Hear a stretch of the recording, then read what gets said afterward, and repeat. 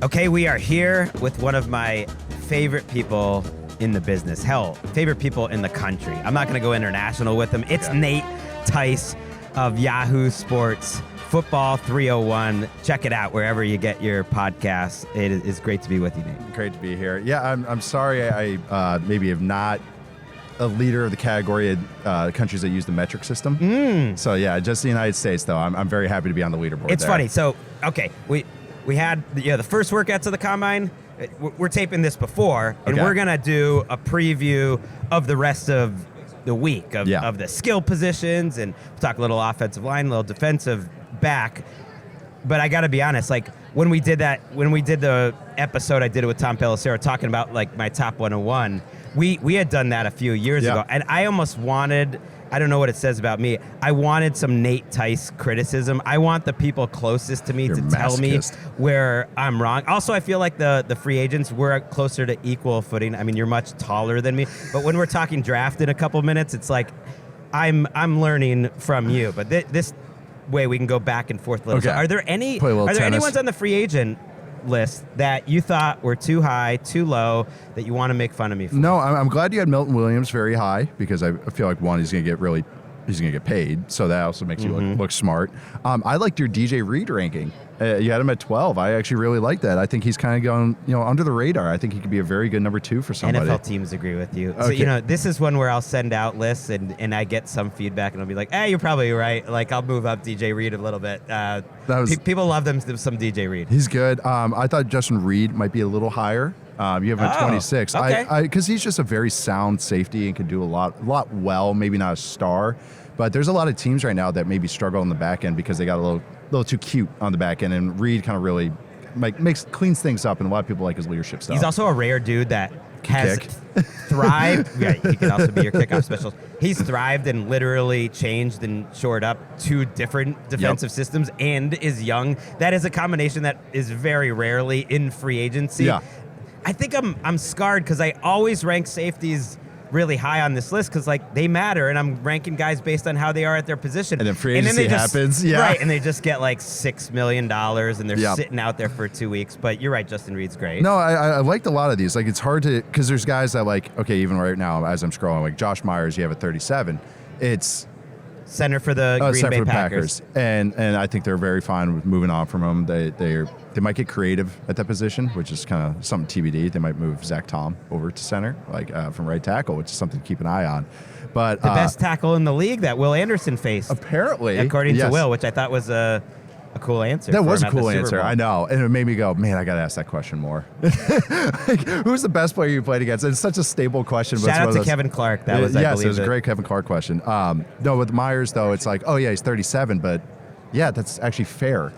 Just because based on this free agency class, he is an above average. I actually might have him over Dahlman, Drew Dahlman. But it's not like I'm saying Falcon center, who's getting a lot of buzz, is a guy who's the top of the maybe interior line. Maybe because I'm scarred by the 2023 Falcons so much and my hype for them. And then I think Dahlman's play was very inconsistent that year, that I still have that. And then last year he battled a little bit of injuries, and I like him, but it's if you go between him and Myers, I'm kind of like, pick either one. I would have them a little bit closer, I would say, for that. In Bill Simmons parlance, no one lost more money on their 2023 Falcons stock than you. You kind of went all in. You didn't sell it as it was sinking. Yeah. You stuck with it, and hard. And now you still stick with Arthur Smith just a little. I do. Yeah, Arthur Smith. And then I was very excited to see a little Desmond Ridder with the Raiders. So yeah, that was the last remnants of that team. They were there. It's also I took the last 3 chips I had, after losing most of it on the Falcons that year, and put them on Drake May, which is like, you've got a million wins. You have a wide portfolio. You almost podcast as much as me. It's great. I know. I'm just pointing out your one. Oh no, it's one. I've learned a lot from that one. It was like it taught me how to hey, you got to be realistic about where you have these guys tiered. But don't even go back. It's kind of great because I can go chronologically. But Chase Young at 41, I don't know, ranking wise, where I would even put him if I were to do a top 100 or 101. But he's so interesting, and I thought your write-up was perfect.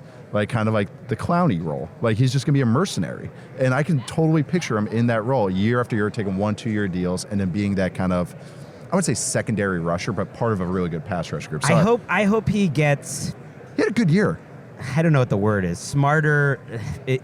I think Clowney got better and better as he got older. I always thought he was underrated. So to me, he is a poor man's Jadeveon Clowney. Yeah. But can he have that sort of career? Because I think there's frustrations where he's going off script a little bit. He has some pretty big negative plays along with all that pocket pushing, but a fun player to watch. Yeah, no, and that was the Saints kind of as a whole. A lot of guys, especially on the back end, maybe a little indifferent to tackling and everything. And I told you just before the show, but I love that your 101 was Nick Chubb because I just thought that was a great shout out. But another guy I actually curious, DeMarcus Lawrence. One, I didn't realize he was 33, so that's maybe a little me. I thought maybe he was 31 or 30, but it makes sense. He's been in the league since 14. He's a guy too. I always thought he's a very good run defender as well, but he's another guy that could be a nice contributor for somebody on a 1-year deal. Like I think kind of people, because he got hurt, is kind of just goes. I had him in my top 20 at first, and then I looked at the history of guys off Liz Frank injuries at that age, and so I just bumped him down there. One of my favorite players of the last 10 years. I thought he was so underrated for a long time. Yeah. And then he was properly rated. People understood that he was like Hall of Very Good, one of the best Cowboys of the last 20 years. The most consistent, especially on their defense. And so, he could end up having that Calais Campbell, oh, wait, he's still really good. Oh, wait, he's still underpaid for the next 4 or 5 years. So I hope I'm wrong there. One of my favorite plays. All right, I want to get to the prospects. So we got through the top 50, so that was good. Let's get to the prospects. So let's go in chronological order. Okay. Friday's the defensive backs and tight ends. We haven't talked about the tight ends at all on the show. It's a fascinating class. Yeah. And I'm going to use some of my friend Daniel Jeremiah's rankings. I haven't seen your big board 3.0 come out yet. I'm looking forward to that. Okay. Yes. His 2.0's out, and it's crazy. He's got 2 in the top 10, Tyler Warren and Colston Loveland, and then another couple in the top 50. So that's a tight end heavy top 50. He threw out the Gronk comparison in the Tyler Warren. Now, just looking at this week, kind of what are you looking for from those two guys, assuming they do work out? You know what's funny is I interviewed Tyler Warren at the Super Bowl, and you know who I don't know, I can't remember if the question was who he compares himself to or who he studies. And I think you'll like the answer. Jeremy Shockey. Yeah. Which I was like, okay. I love that answer. And then he said Kittle was the other one. And that's where some comparisons too. Obviously with tight ends, it's an athletic position. So you want these guys to test like freaks. And then if they don't test like freaks, then you also go, okay, we got to go back. Will Loveland test like a freak? Yeah. He can roll. Really? He can run. He has some movement ability, a lot like Laporta. I actually even think his film is even slightly better than Laporta coming out of college. Maybe the last year's film. The thing with the Michigan guys is they all dropped off this year. And it might be the post-Harbaugh hangover. It might be Ben Herbert, their strength coach, left, and now he's with the Chargers. I actually got to interview Harbaugh yesterday about it. He was my strength coach at Wisconsin, Ben Herbert. So it's like, I actually know this guy.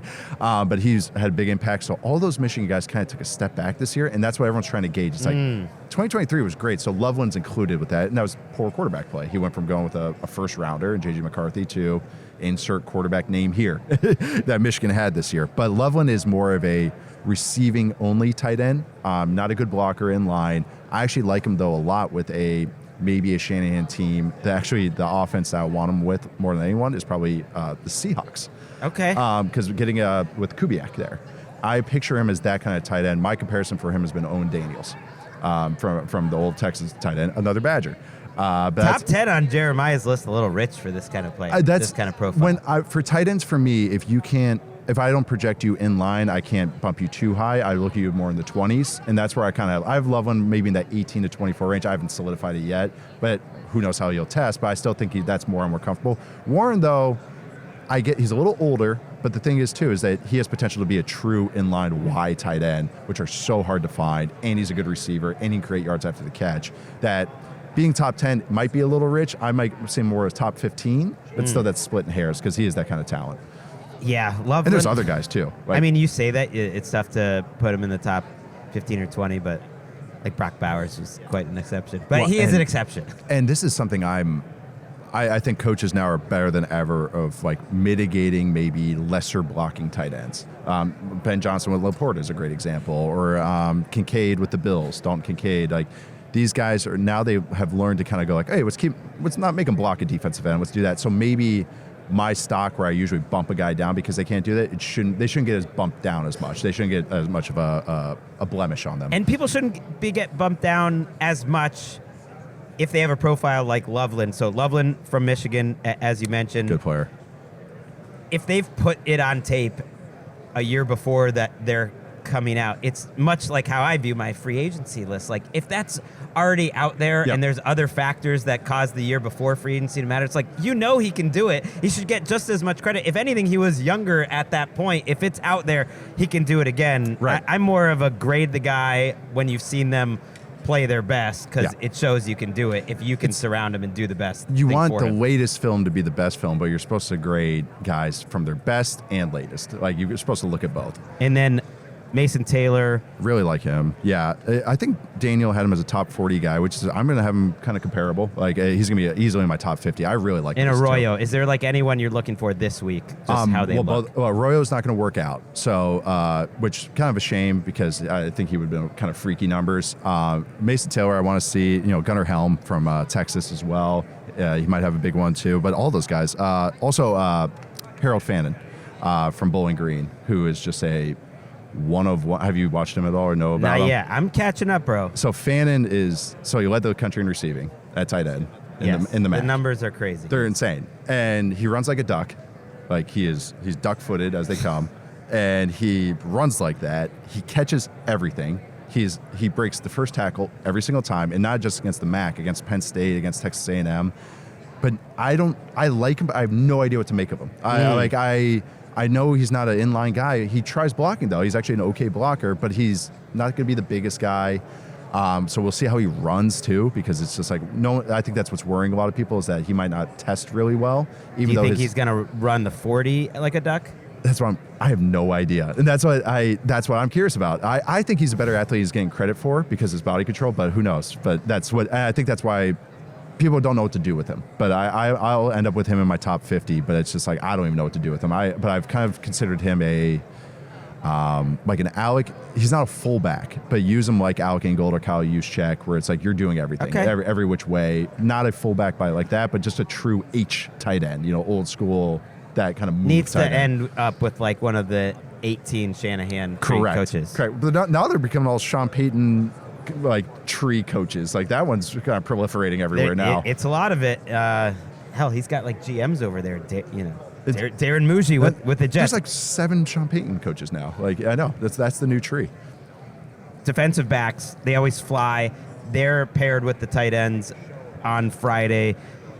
Are there any of the top 50 guys that you think is especially important? Will Johnson, he's 11th from Jeremiah at Michigan. Some questions about how he'll test. He had Jadae Barron higher than I expected. Yeah. Kind of compared him to Brian Branch. Like, that type of player going that high, he had him in his top 10 is interesting. Yeah. Who else are you looking at? Defensive backs. I'm glad he brought Will Johnson. Will Johnson was my player overall 1 in the midseason. And because he's a Michigan guy where his 2023 tape was great. And then early 2024, it was kind of up and down, but he battled injuries, and now character stuff's coming out. So, like, I even said this on our show, is that he kind of has the trifecta of Combine Week. So he's got to clear his medicals, his interviews have to go well, and then he has to test well because some people are worried about his long speed. I can't believe some people are dropping him so harshly. I'm not going to have him at 1, but I still am going to have him probably comfortably in my top 10 because I think his upside is a true number 1 corner, which is so hard to find. But he's got to kind of prove a little bit to kind of get back to that status, I think, in the eyes of a lot of people. But this is kind of a fun class.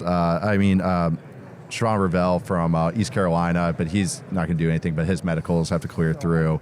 And, of course, Travis Hunter, who's star of all stars. Do you sense maybe it's just Jeremiah and Andrew Berry, the Browns general manager, but I just have this feeling as we get closer to the draft that more people are going to think of him as a wide receiver. Because he's so good at that position. So good. Even Matt Harmon yesterday was just like, are we sure he's not a full-time receiver? Because his ball skills are rare, like truly rare. It's just, if I'm evaluating, it's more reliable. Cornerbacks are so hard to evaluate. Yeah. But I guess he's not. He's special at corner. You're pretty sure about it? Yeah. No, he's going to be player 1 because even if he was just a corner, he's number one player on the board. What about his size, though? That's what worries me. That's a pretty big deal. That worries me at receiver, too, is like, I think of how many top 10 receivers have been sub 190. Devonta Smith. Is he even top Jalen 10? Waddle. He was outside top 10. And what's happened with Waddle and Smith? They're getting hurt. It's like, and again, I love Devonta Smith, but he's a high end too, but those guys, like, that's what worries me too about the reps is if people are like, oh, we're doing both Odell. ways. Well, and that's how he moves like. And Odell was outside the top 10. He was, but again. Sure, but he should have been in the top 10. Yeah, but what happened to Odell?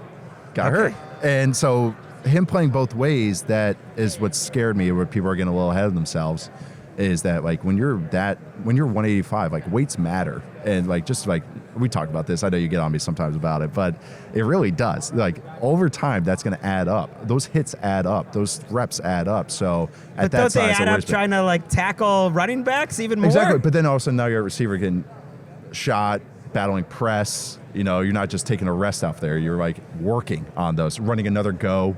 And it's not college goes where it's 80%. Sometimes it's like, no, you got to run 100%. And if he's going to be on the field as just receiver, or say he's corner, part-time receiver, those plays are probably going to him. So, if he's on the field for 12 plays, 8 of them are probably a target to him or a touch to him, or at least 6, So that's where I have a little worries. But I do still think that he's special enough that he should get that package play. So it should look like Deion when he's with the Cowboys. That's what it should look like. Okay. That's how I picture it. If he's that, well, we'll see. I mean, I think it'll be really interesting because I think different teams will view him differently. So it'll exactly maybe matter where he ends up, because to me, Deion, he didn't make that much of an impact as a receiver ultimately. Right. There was a couple of gadget touchdowns. Yeah, it was kind of cute. Yeah, it was kind of cute. Exactly. It was like maybe Kevontae Turpin's receiver value, right? Who I always want them to use more. Fastest player in the NFL. They should re-sign him. All right, we've transitioned to the receivers, and it's a weird group because after Hunter, like some of the top picks, Egbuka, Luther Burden, are more like slot guys. Mm-hmm. Even Matthew Golden from Texas is maybe like, okay, you can see him starting in the NFL, but it's maybe more like the dependable guy. So from the outside, these guys profile to me as the combine is going to be very important because you worry that maybe some of them won't test as well. Like, who are you looking for? Who are you excited to see this week? I want to see Tet McMillan run, receiver from Arizona. I love him. I'm kind of one of these where I'm starting to ask more people. It's like, am I missing something here with him? And classic big guy, because where people are citing separation stats without context of their quarterback situation, all that. That's a whole other conversation. But I want to see him run, because I think if he does run well, he'll kind of like silence a lot of people, because that's the one hang up, especially as a big guy. But I love him. I think he's just, if he goes top 5, I wouldn't blank I think there's some negative whisper campaign about him. Not character so much as just how much does he love it, effort, always that sort of stuff, which is that's very difficult to to parse from the because I watched him, outside. he tries to block and he runs his routes 100%. So that's like, even they're getting blown out, he's like going like some of the routes are just like for the love of the game. He's still doing it. So like that's why I don't agree with some people that have been saying that. Like he's one that I really liked. And then so I usually during the season will watch 3 games, sometimes 4, and then with him watch 3 games. Really liked him, had him a top 10 guy. And then I watched 3 more games the last couple of weeks, and I just be like, I love him. Like, wait, hold on one second. Yeah, okay, that's good. Plant your flag. I think he actually, on our last mock, we had the Patriots trading down and then taking him, which I'm usually an offensive line bulk first, trenches first guy, but I think McMillan's that kind of a true number 1 upside that it's fine to take that splash. Whether it's right or wrong, I feel like the insiders like stock of Tet McMillan. Again, Arizona wide receiver. The odds-on favorite to be the first wide receiver taken. But it wouldn't be a shot. Think crazier things have happened if he slipped. I feel like people now think maybe, at least as we're sitting here in mid-February, that he could slip a little further than the mocksters. That's what's kind of seeing right now, yeah. We're thinking. Yeah, I know, and that makes me feel crazy. That's what stinks is a lot of my stuff is film only. And then this week is when I maybe start actually talking to guys. Usually Senior Bowl week is when I maybe start talking to teams. Like, hey, what about this guy? Anything like that. And that's where I'm like, okay, now I feel crazy. Now it's like, all right, who's the West Coast scout that I know? Like, I got to figure out exactly what I'm going on him. Since you mentioned Patriots, by the way, people have just been putting Will Campbell, the tackle, and this will be a big week for him. Tackle. Yep. You might have short arms.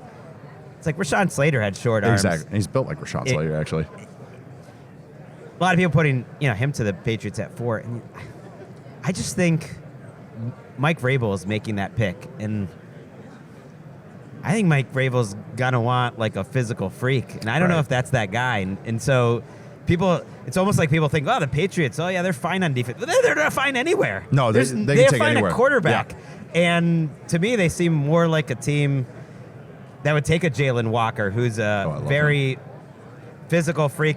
It's more of an edge guy, off ball, or Mason Gray, like someone nasty like that. What are your thoughts of maybe like where they could be looking? Yeah, I was one that had Will Campbell going there for. I really like Campbell, and even like with him, I'll just start with him first before addressing the Patriots situation, because you're right. It's like they could go any path. I'd be like, yep, makes sense.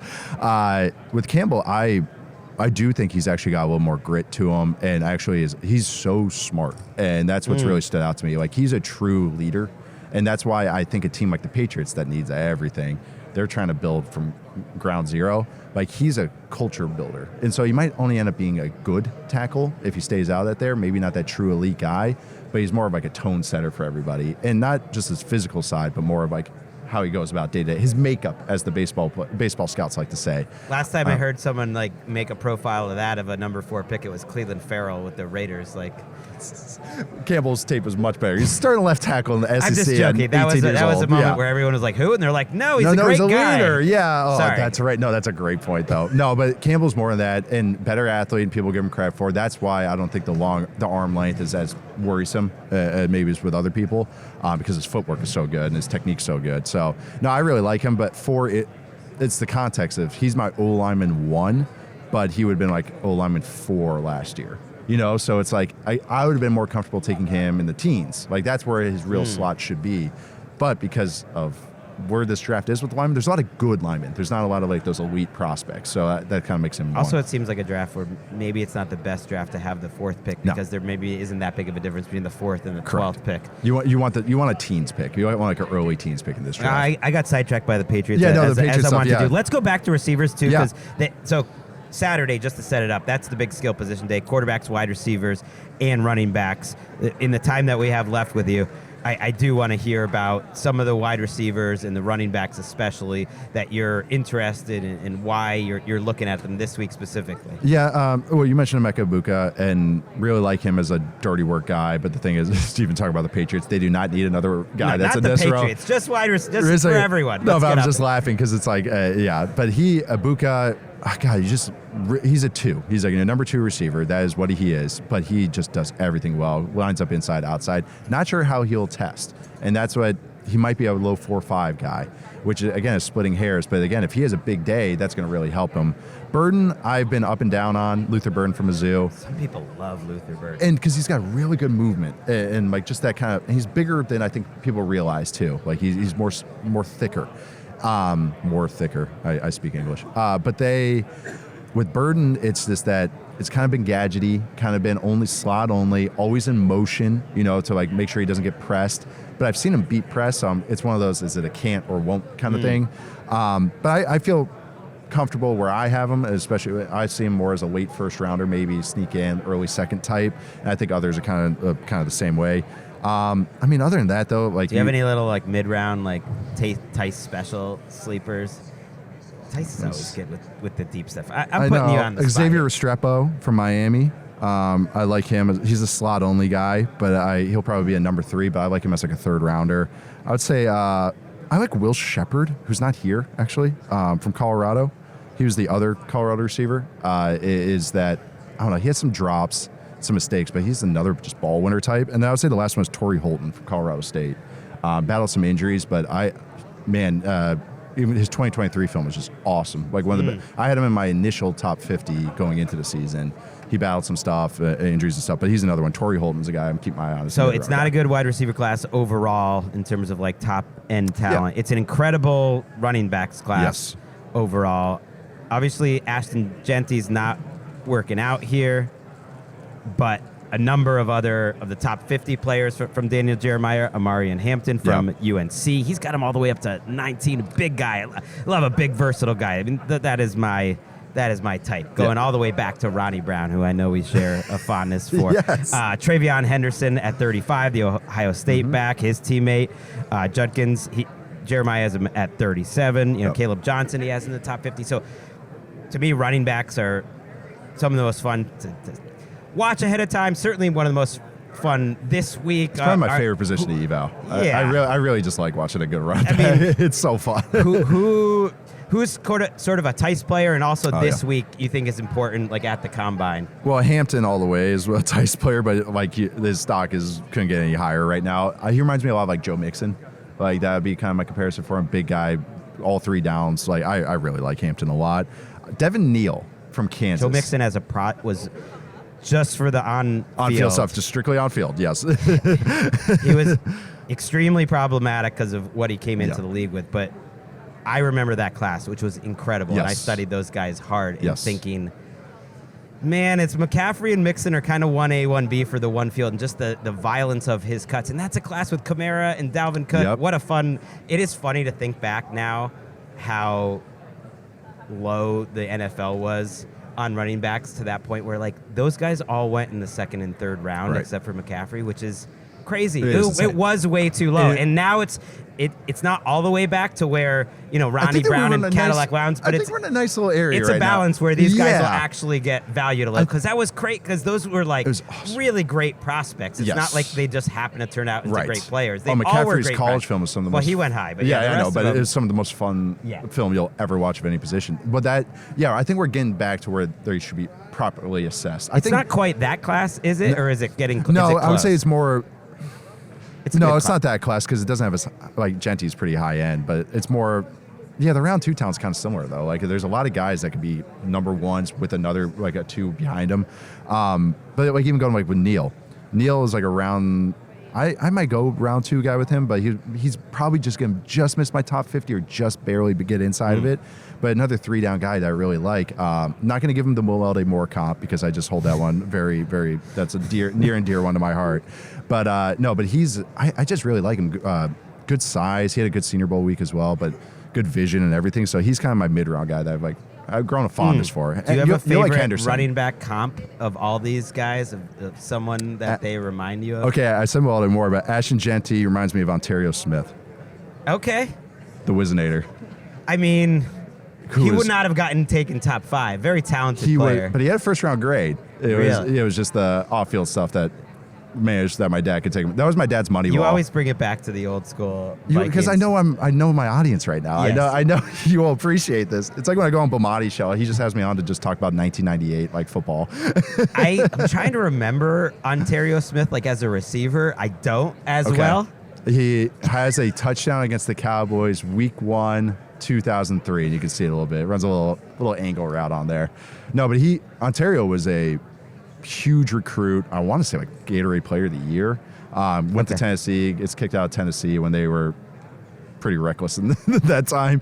Goes to Oregon and had all this character stuff. And then that was especially when the league was so much harsher on guys that smoked weed. So like that also didn't help. And then especially when you have the Wizinator. But no, anyways, that's my favorite player comparison. Who do you think that is an awesome one? Like who do you think will have a particularly good week this week of a good running back? Just that. Like, okay, coming out of this, people maybe are a little higher on. It could be one of the guys Henderson, you've already mentioned. Maybe. Henderson. Yeah, and his tape is so...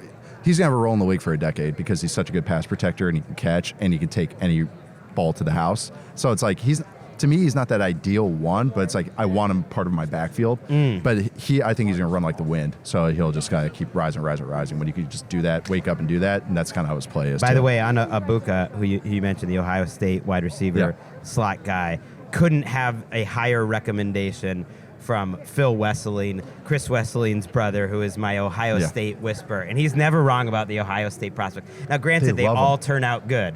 So it's like, but there are some, I kind of read between the lines. There's some they're higher on than others. And he promises, even more than Smith and Jigba at the time, just as much. He's like, I promise you, he is going to have a great long career. People sleeping on him too long. I'm a sucker for that skill set, but he's like a better God, I know, but it's why I like Jalen Polk. but it's that Robert Woods tier, that Chris Godwin tier, the power slot. He's a Z that can line up inside as well. And he just does everything well. My trust issues with everyone that was into Jalen Polk is it makes me feel better because there's a lot of other people that like. Oh yeah, everyone liked Jalen Polk. Everyone thought that was a great pick. I loved it. Oh I yeah, totally trade down. Don't take Ladd McConkey and get Polk. What great value. Everyone liked it. So it's like, well, the thing with him is like, and he's like a high floor. You can't miss. I love and he Ladd. ends up being like. I had Polk and Ladd next to each other on my big board. I think I have like 35, 36. Thing with Ladd, he has medical concerns, which already showed up, and that's why he didn't go as high as the people. Like people are forgetting that his medicals are not great. Okay, man, but I'm not the one taking him. I loved him. He led the league in getting injured and like during the game and coming in and out.